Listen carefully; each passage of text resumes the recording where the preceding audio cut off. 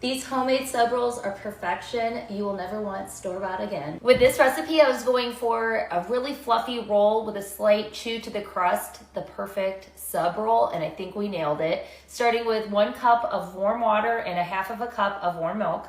I'm using both milk and water for balance. The milk adds softness and sweetness, while the water keeps them light and chewy like a true sub roll. Next, 1 tablespoon of yeast. I like to use a fast rise yeast. And 2 tablespoons of honey. Mix and let this sit for 5 to 10 minutes until it gets nice and frothy.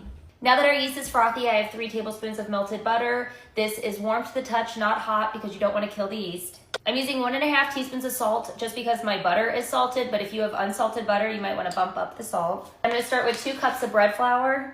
I'm using bread flour because I want that chewy exterior, but all-purpose flour will work as well. You just might not get that same result.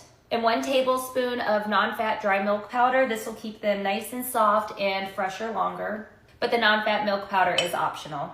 And just mixing all of this to combine. I just grabbed a 1/3 cup of bread flour. I'm gonna add 1/2. Once you get a shaggy dough that's gonna be manageable, I'm gonna take a little bit more of that flour and just sprinkle my mat. Just place the dough onto the mat. I'll sprinkle the top. And I'm just gonna knead this for 5 to 8 minutes, and I'm gonna incorporate the rest of this 1/3 cup of flour while I knead. While I'm kneading, I'm gonna go ahead and get this bowl cleaned out with hot water. While kneading, I ended up adding about 1/4 cup more flour, so plan on using 3 1/4 cups to 3 1/2 cups of flour. You just want it to look like this. Just spreading some avocado oil into my bowl and adding my dough. The bowl's nice and hot from washing it with hot water, so it gives a nice little warm environment for the dough to rise. I'm gonna cover this up and let it rest for an hour. Up to an hour and a half if you're not using a fast rise yeast. We've doubled. Flip it out onto your mat.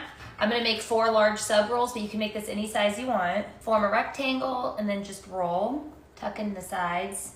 And I kind of push the bottom down like this and then roll. And then I just roll it a couple times and then place it on parchment lined cookie sheet.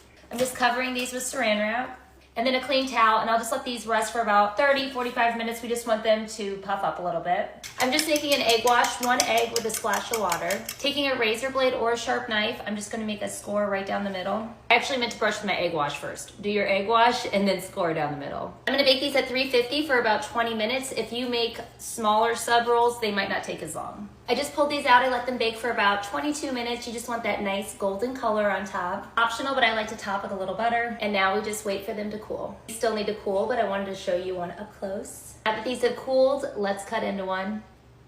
Perfect. Let me just make a little sandwich. I'm gonna do an Italian sub with this one. I got this really good salami, some provolone, some ham, so let's assemble. Lettuce with Italian dressing,